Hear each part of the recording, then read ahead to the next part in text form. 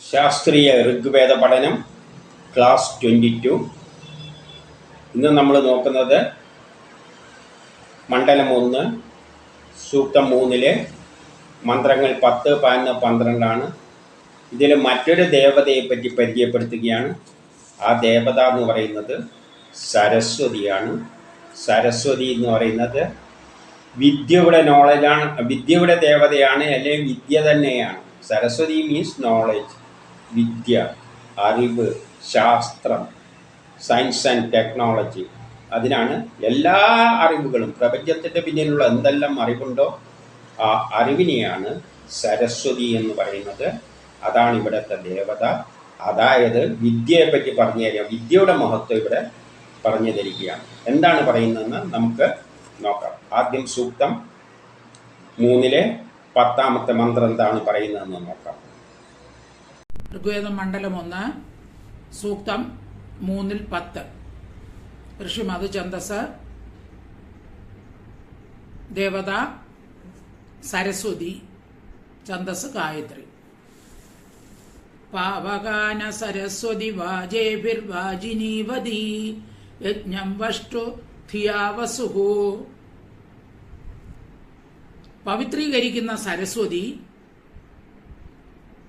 ബുദ്ധി കൊണ്ട് അന്നവും ധനവും തന്ന് യജ്ഞം സഫലമാക്കണമേ. സരസ്വതി നമ്മളെ പവിത്രീകരിക്കും എന്ന് പറയുകയാണ്. പവിത്രീകരിക്കുക എന്ന് പറഞ്ഞാൽ ശുദ്ധമാക്കുക. നമ്മൾ ശുദ്ധമാകുക എന്ന് പറഞ്ഞാൽ കുളിച്ചാലൊന്നും ശുദ്ധമാവില്ല. നമ്മൾ അറിവ്, ജ്ഞാനത്താലാണ് ശുദ്ധമാകേണ്ടത്. എന്ത് കുളിച്ചു കഴിഞ്ഞാലും അജ്ഞാനിയാണെങ്കിൽ അന്ധകാരത്തിലാണ് ജീവിക്കുക. അപ്പം മനുഷ്യൻ എന്ന് പറഞ്ഞാൽ ജ്ഞാനമാണ് അവൻ്റെ പ്രധാനപ്പെട്ട മൂലധനം. അപ്പം അറിവ് നേടുക, ജ്ഞാനം നേടുമ്പോൾ അതിനനുസരിച്ച് നമ്മൾ ശുദ്ധമായിക്കൊണ്ടിരിക്കും.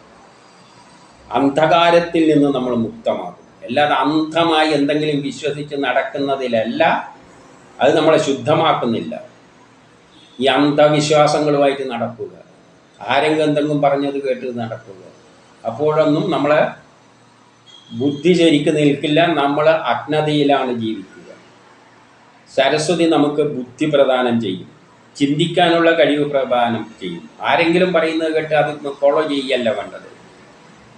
ശരിയായ കാര്യങ്ങൾ മനസ്സിലാക്കി ശാസ്ത്രീയമായി മനസ്സിലാക്കിയാൽ നമ്മൾ നമ്മളെ ജീവിതത്തിൽ അന്ധകാരമെല്ലാം അങ്ങ് നീങ്ങിപ്പോകും, അജ്ഞതയെല്ലാം നീങ്ങിപ്പോകും, നമ്മളെ മനസ്സ് തുറക്കും. അതിന് സരസ്വതിയെ, ബുദ്ധിയെ, ജ്ഞാനത്തെ ആശ്രയിക്കുക. അവൾ നമ്മളെ പവിത്രീകരിക്കും. ബുദ്ധിയിലൂടെ അന്നവും ധനവും തരും. ബുദ്ധിയിലൂടെ അന്നവും ധനവും തരും. ബുദ്ധി ഉപയോഗിച്ചിട്ട് നമ്മൾ കർമ്മങ്ങൾ ചെയ്തു കഴിഞ്ഞാൽ നമ്മളെ പ്രശ്നങ്ങളെല്ലാം തീരും, നമ്മളെ പ്രയാസങ്ങളെല്ലാം തീരും, നമുക്ക് വേണ്ട സാധനങ്ങൾ കിട്ടും. ബുദ്ധി ഉപയോഗിച്ച് പ്രവർത്തിച്ചു കഴിഞ്ഞാൽ പ്രൊഡക്റ്റ് കിട്ടും, അന്നം കിട്ടും, പ്രൊഡക്റ്റ് കിട്ടും. അല്ലാതെ വെറുതെ സരസ്വതിയെ വിളിച്ച് പ്രാർത്ഥിച്ചുകൊണ്ടിരുന്ന ഒരു ചുക്കും കിട്ടില്ല. ബുദ്ധി ഉപയോഗിച്ച് ചിന്തിച്ചോളുക, എന്നിട്ട് പ്രവർത്തിച്ചോളുക. അപ്പോഴും നമുക്ക് നമ്മളെ ജീവിതം സുഖപ്രദമായി തീരും, ധനം കിട്ടും. അതായത് സാമ്പത്തികപരമായ ഉയർച്ച ഉണ്ടാകും. ലോകം പുരോഗമിക്കുന്നു, സാമ്പത്തികപരമായി പുരോഗമിക്കുന്നു, അറിവ് നേടിക്കൊണ്ടാണ്. പുതിയ പുതിയ സുഖഭോഗ വസ്തുക്കൾ നമ്മൾ നേടുന്നു, അറിവിലൂടെയാണ്. അല്ലാതെ സയൻസിനെയും പിടിച്ചോ, സയൻസ് പുസ്തകം വെച്ചിട്ട് അതിൻ്റെ അകത്ത് അതിനെയും വിചാരിച്ചുകൊണ്ടിരുന്നു കഴിഞ്ഞാൽ ഒന്നും നടക്കില്ല. പഠിച്ച് ബുദ്ധി വികസിപ്പിച്ച് ആ ബുദ്ധിയുടെയും ജ്ഞാനത്തിൻ്റെയും പ്രപഞ്ച രഹസ്യത്തിൻ്റെയും അടിസ്ഥാനത്തിൽ കർമ്മങ്ങൾ ചെയ്തു കഴിഞ്ഞാൽ ലോകം പുരോഗമിക്കും. പുതിയ പുതിയ വസ്തുക്കൾ, നമുക്ക് പുതിയ സുഖഭോഗ വസ്തുക്കൾ നമുക്ക് കിട്ടും. അതിലൂടെ ധനം നേടും, നമ്മൾ ഉന്നതിയിലേക്ക് ഉയർന്നു പോകും. അതുകൊണ്ട് എന്ത് പറയുന്നു? അന്നവും ധനവും തന്ന് ഈ യജ്ഞത്തെ സഫലമാക്കുന്നവരുമാണ്. നമ്മുടെ യജ്ഞങ്ങളെയെല്ലാം സഫലമാക്കുന്നതാണ് സരസ്വതി. നമ്മൾ കർമ്മങ്ങൾ ചെയ്യണം, അപ്പോൾ നമ്മുടെ യജ്ഞം സഫലമാകും. നമ്മൾ കർമ്മങ്ങൾ ചെയ്തിട്ട് തന്നെയാണ് നമുക്ക് തോന്നിയത് നമുക്ക് ചന്ദ്രനിൽ പോകണം, മറ്റേടത്ത് പോകണം, സാധിക്കും. അതിനുള്ള വഴികൾ ശാസ്ത്രം തന്നിട്ടുണ്ട്. ശാസ്ത്രത്തിൻ്റെ അടിസ്ഥാനത്തിൽ പ്രവർത്തിച്ചു കഴിഞ്ഞാൽ സരസ്വതി കൂടെ ഉണ്ടാകും, ജ്ഞാനം കൂടെ ഉണ്ടാകും. നമുക്ക് ചന്ദ്രനിലും എല്ലാം എവിടെ പോകണം അതെല്ലാം ചെയ്യാം. രോഗങ്ങളെല്ലാം മാറ്റാനുള്ള വഴികൾ ഉണ്ട്. അല്ലാതെ സരസ്വതീനെ വെച്ച് ഒരു പടവും വെച്ചുകൊണ്ടിരുന്ന സരസ്വതീനെ കഥയിലാണ് കണ്ണും മൂക്കും എല്ലാം വെച്ച് അവതരിപ്പിച്ചിരിക്കുന്നത്. സരസ്വതി എന്ന് പറഞ്ഞാൽ ജ്ഞാനമാണ്, അറിവാണ്, വിദ്യയാണ്, സയൻസാണ്, ടെക്നോളജിയാണ്, ചരിത്രമാണ്, എല്ലാമാണ്. അത് പഠിച്ചിട്ട് പ്രയോഗിക്കുക. അപ്പോൾ അജ്ഞത മാറും, പവിത്രീകരിക്കും, നമ്മൾ ഉന്നതിയിലേക്ക്, പുരോഗതിയിലേക്ക് നീങ്ങും. ഇനി 11ാമത്തെ മന്ത്രത്തിൽ എന്താ പറയുന്നത് നോക്കാം. ഋഗ്വേദം മണ്ഡലം 1 സൂക്തം 3-11. ഋഷി മധുഛന്ദസ്, ദേവത സരസ്വതി, ഛന്ദസ് ഗായത്രി. ചോദയിത്രി സുനൃതാനാം ചേതന്തി സുമദീനാം യജ്ഞം ദധേ സരസ്വതി. സത്യകർമ്മങ്ങളുടെ പ്രേരകയും ഉത്തമ ബുദ്ധി പ്രസരിപ്പിക്കുന്നവളുമായ സരസ്വതി നമ്മുടെ യജ്ഞത്തെ സ്വീകരിക്കുന്നവളാണ്. സരസ്വതി സത്യകർമ്മങ്ങളെ പ്രേരിപ്പിക്കും. ശരിയായ കർമ്മങ്ങളെ സരസ്വതി പ്രേരിപ്പിക്കും.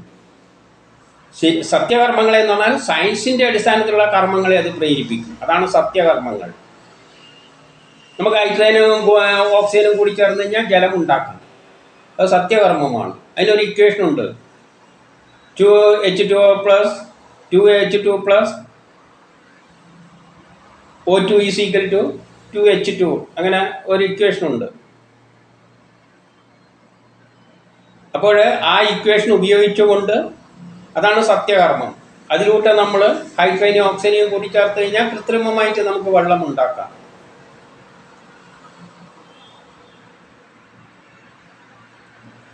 അതാണ് സത്യകർമ്മം. അല്ലാതെ വേറെ വെറുതെ ഒരറിവുമില്ലാതെ നമ്മൾ എന്തെങ്കിലും ഉണ്ടാക്കണം എന്ന് വെച്ചാൽ, ഇപ്പോൾ ഒരു ഭക്ഷണം ഉണ്ടാക്കണമെങ്കിൽ തന്നെ ആ ഭക്ഷണം ഉണ്ടാക്കേണ്ട നോളജ് നേടിയാലേ പറ്റുള്ളൂ. അല്ലാതെ നമുക്ക് എങ്ങനെ ഉണ്ടാക്കുന്നു? അപ്പം അറിവിലൂടെയാണ് നമ്മളത് നേടിയെടുക്കേണ്ടത്. അപ്പോൾ സത്യകർമ്മങ്ങളെ പ്രേരിപ്പിക്കും, ശരിയായ കർമ്മങ്ങളെ പ്രേരിപ്പിക്കുകയുള്ളൂ.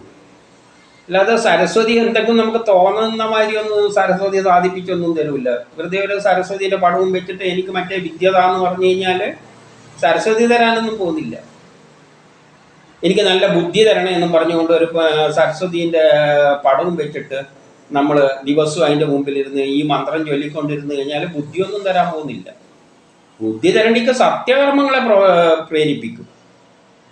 നിങ്ങൾ പുസ്തകം എടുത്ത് പഠിക്കാൻ പ്രേരിപ്പിക്കും. പോയി പുസ്തകം എടുത്ത് പഠിക്കുക, എനിക്ക് ജ്ഞാനം കിട്ടും. അല്ല എൻ്റെ അടുത്ത് വന്നിരുന്നിട്ട് ഈ പടവും വെച്ചിട്ട് ഇപ്പോൾ ഒരു കെമിസ്ട്രി ബുക്ക് മുമ്പിലെടുത്ത് വെച്ചിട്ട് എനിക്ക് ഞാനെല്ലാം എൻ്റെ തലയിലേക്ക് വരണേ എന്ന് പറഞ്ഞുകൊണ്ട് ചൊല്ലിക്കൊണ്ടിരുന്നു കഴിഞ്ഞാൽ കെമിസ്ട്രി ബുക്ക് പറയും, നീ ഉള്ള സമയം എന്നെ ഈ ബുക്ക് എടുത്തിട്ട് വായിച്ചിട്ട് പഠിച്ച് മനസ്സിലാക്കാൻ നോക്കുക, അപ്പം നിൻ്റെ ബുദ്ധി തെളിയും. അതാണ് സത്യകർമ്മം. അപ്പം സരസ്വതി സത്യകർമ്മങ്ങളെ പ്രേരിപ്പിക്കും, നമ്മളെ പ്രേരിപ്പിക്കും. എല്ലാ കർമ്മങ്ങളും സയൻസിൻ്റെ അടിസ്ഥാനത്തിൽ ചെയ്യാൻ പ്രേരിപ്പിക്കും. അതുകൊണ്ടാണ് നമുക്ക് കൃത്രിമ റബ്ബറെല്ലാം ഉണ്ടാക്കാൻ പറ്റിയത്. റബ്ബർ, നാച്ചുറൽ റബ്ബറുണ്ട്, അതിന് ചില പോരായ്മകളെല്ലാം ഉണ്ടായപ്പോൾ നമ്മൾ പഠിച്ചിട്ട് അതിനെ മറികടക്കാൻ വേറെയല്ല ചില വഴികളെല്ലാം ഉപയോഗിച്ചിട്ടാണ് കൃത്രിമ റബ്ബറെല്ലാം ഉണ്ടാക്കുന്നത്.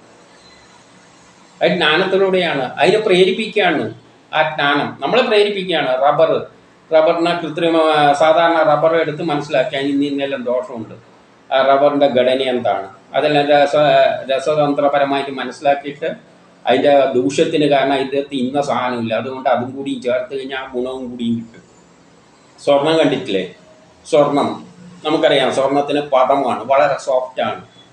അപ്പോൾ ഗവേഷണമെല്ലാം നടത്തി നോക്കിയപ്പോൾ അതിൻ്റെ അകത്ത് കുറച്ച് ചെമ്പ് ചേർത്ത് കഴിഞ്ഞാൽ അത് കുറച്ച് കട്ടിയാവുമെന്ന് മനസ്സിലാക്കി. അതുകൊണ്ടാണ് ചെമ്പ് ചേർക്കുന്നത്. അല്ലെങ്കിൽ പദമാണത്, സോഫ്റ്റാണത്. അപ്പം ജ്ഞാനം അതിനുള്ള ബുദ്ധി തരും. സ്വർണത്തിൻ്റെ സ്വഭാവം പഠിച്ചു കഴിഞ്ഞാൽ നമ്മളെ ബുദ്ധി പറയും, ഓ അതിന് ഇന്നുകൊണ്ടാണ് പദമായിരിക്കുന്നതിൽ കുറച്ച് ഇതും കൂടിയും ചേർത്ത് കഴിഞ്ഞാൽ. അങ്ങനെ പഠിച്ചിട്ടാണ്, പ്രേരിപ്പിച്ചിട്ടാണ്, ബുദ്ധിയെ പ്രേരിപ്പിച്ചിട്ടാണ് നമ്മുടെ യജ്ഞത്തെ നയിക്കുന്നവളാണ്. അങ്ങനെ ആ ബുദ്ധി ഉപയോഗിച്ചിട്ട് അവൾ എന്ത് ചെയ്യും? നമ്മളെ യജ്ഞത്തെ നയിക്കും.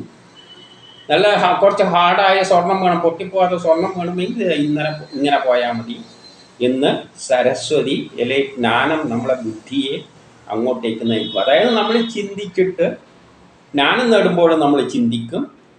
അപ്പോൾ ആ ജ്ഞാനം നമ്മളെ നയിക്കും പുതിയ പുതിയ ആശയങ്ങളിലേക്ക്, പുതിയ പുതിയ കണ്ടുപിടുത്തങ്ങളിലേക്ക്. അങ്ങനെയാണ് ലോകം പുരോഗമിച്ചിരിക്കുന്നത്. അല്ലാതെ ഒന്നുമല്ല. വെറുതെ ചുമ്മാ മന്ത്രവും ഈ മന്ത്രവും ചൊല്ലിക്കൊണ്ടിരുന്ന ഒരു ചുക്കും നടാൻ മതി. ആടിയിരുന്ന് ചൊല്ലലേ ഉണ്ടാകും. ഇനി 12ാമത്തെ മന്ത്രത്തിലേക്ക്.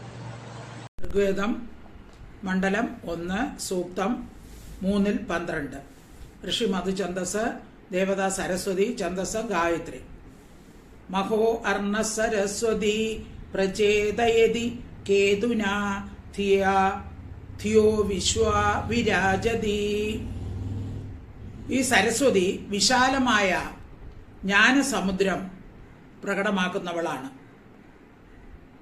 ഇവൾ ബുദ്ധിയെ ജ്ഞാനത്തിലേക്ക് നയിക്കുന്നു.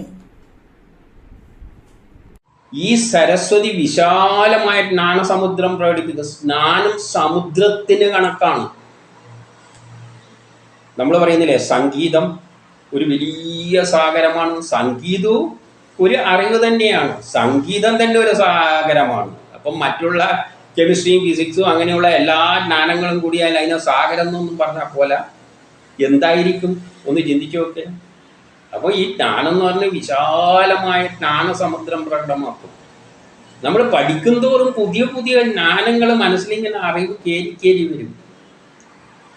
നമ്മൾ പഠിക്കും തോറും, വിദ്യ നേടും തോറും പുതിയ പുതിയ ജ്ഞാനങ്ങൾ നമ്മളെ മനസ്സിൽ കയറി വരും. അതിനനുസരിച്ച് നമ്മൾ പുതിയ പുതിയ കണ്ടുപിടുത്തങ്ങൾ നടക്കും. അങ്ങനെയാണ് നമ്മളിങ്ങനെ പുരോഗമിച്ച് പോയിരിക്കുന്നത്. സരസ്വതിയുടെ സഹായത്താലാണ്. അല്ലാതെ ഈ മന്ത്രം എടുത്ത് ചൊല്ലിയിട്ടൊന്നുമല്ല, ഈ വേദമന്ത്രങ്ങൾ ചൊല്ലിയിട്ടൊന്നുമല്ല ഈ നാട്ടിൽ പുരോഗതി ഉണ്ടാക്കിയിരിക്കുന്നത്. യഥാർത്ഥത്തിൽ ഈ വേദത്തിലുള്ള സയൻസ് മനസ്സിലാക്കിയിട്ടായിരുന്നുവെങ്കിൽ, ചിന്തിച്ചിട്ടായിരുന്നുവെങ്കിൽ നമുക്കും പുരോഗതി വേദത്തിലൂടെ നേടാൻ പറ്റുമായിരുന്നു. പക്ഷെ നമ്മളതിനൊന്നും പോയില്ല. നമ്മൾ വിചാരിച്ച് ഇതും ചൊല്ലിക്കൊണ്ടിരുന്നാൽ എന്തല്ലോ നേട്ടം നേടുന്നു. അതൊന്നുമല്ല കാര്യം. സയൻസിലോട്ട് ജ്ഞാനം, പുതിയ പുതിയ ജ്ഞാനങ്ങൾ നേടുക, പുരോഗതിയിലേക്ക് കുതിക്കുക. അതിന് വേദമന്ത്രം തന്നെ ഉദ്ദേശിക്കണം, അങ്ങനെ തന്നെ വേണമെന്നില്ല. ജ്ഞാനം നേടിയാൽ മതി. ജ്ഞാനം എന്നുള്ള അർത്ഥമേ ഉള്ളൂ സരസ്വതിക്ക്. അതിനെപ്പറ്റി ഈ പുസ്തകത്തിൽ എഴുതി വെച്ചു എന്നേ ഉള്ളൂ. സരസ്വതി എന്ന് പറഞ്ഞാൽ ജ്ഞാനം. മനുഷ്യൻ ബുദ്ധി ഉപയോഗിച്ചിട്ട് ജ്ഞാനം നേടി പുരോഗതിയിലേക്ക് കുതിച്ചു പോവുകയാണ്. അത് ഈ വേദമന്ത്രത്തിൽ എഴുതി വെച്ചെന്നേ ഉള്ളൂ.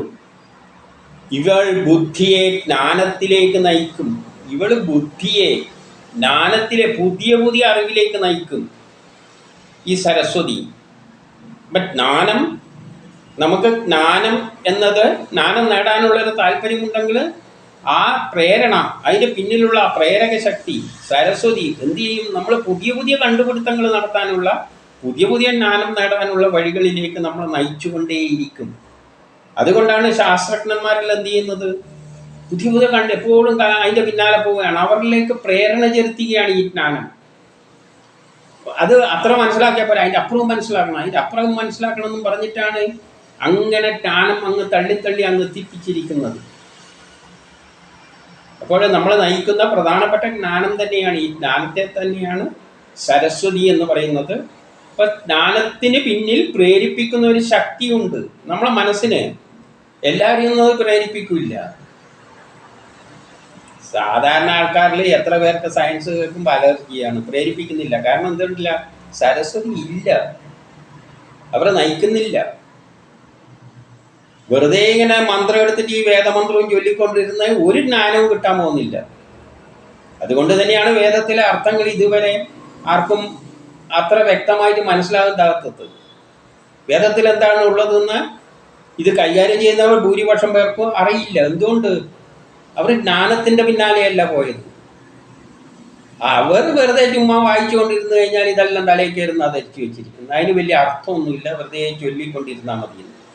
പക്ഷെ അതല്ല ചെയ്യുന്നത്. സരസ്വതി ജ്ഞാനത്തെ പ്രേരിപ്പിക്കുക. അപ്പം അതിൻ്റെ അകത്തേക്ക് കയറിയിട്ട് വേദങ്ങളിലെ അർത്ഥങ്ങൾ മനസ്സിലാക്കാനുള്ള പ്രേരണയോടുകൂടി അവൾ അതിലേക്ക് കയറിക്കഴിഞ്ഞാൽ അവൾ പ്രേരിപ്പിക്കും. കൂടുതൽ അതിൽ ഇറങ്ങി ചെല്ലുവാനും വേദത്തിലുള്ള ജ്ഞാനങ്ങളെ മനസ്സിലാക്കുവാനും അവൾ പ്രേരിപ്പിക്കും. അതുകൊണ്ട് അവൾ ബുദ്ധിയെ ജ്ഞാനത്തിലേക്ക് നയിക്കും. പക്ഷെ അവളെ സ്വീകരിക്കണം, ശരിയായ അർത്ഥത്തിൽ മനസ്സിലാക്കണം സരസ്വതി എന്താണെന്ന്. അത് ബുദ്ധിയാണ്, ജ്ഞാനമാണ്. അത് നേടേണ്ട ഒരു താല്പര്യം നമ്മളിലുണ്ടായാൽ നമ്മളെ അവൾ നയിച്ചുകൊണ്ട് വേദത്തിലുള്ള എല്ലാ രഹസ്യങ്ങളും കണ്ടെത്താൻ തന്നെ സഹായിക്കും. അല്ലാതെയും വിദേശികളെല്ലാം അവരുടെ ബുദ്ധിയെ, ജ്ഞാനത്തെ ആശ്രയിച്ചുകൊണ്ട്, സയൻസിനെ ആശ്രയിച്ചുകൊണ്ട് ആ പ്രേരണയോടുകൂടി പോകുമ്പോൾ ആ സയൻസ് തന്നെ അവിടെയും സരസ്വതി തന്നെയാണ് അവരുടെ ബുദ്ധിയെ നയിക്കുന്നത്. ജ്ഞാനം തന്നെയാണ് അവരുടെ ബുദ്ധിയെ നയിച്ചിട്ട് അവരെ പുതിയ പുതിയ കണ്ടുപിടുത്തങ്ങൾ ലോക പുരോഗതിയിലേക്ക് കൊണ്ട് എത്തിച്ചത്.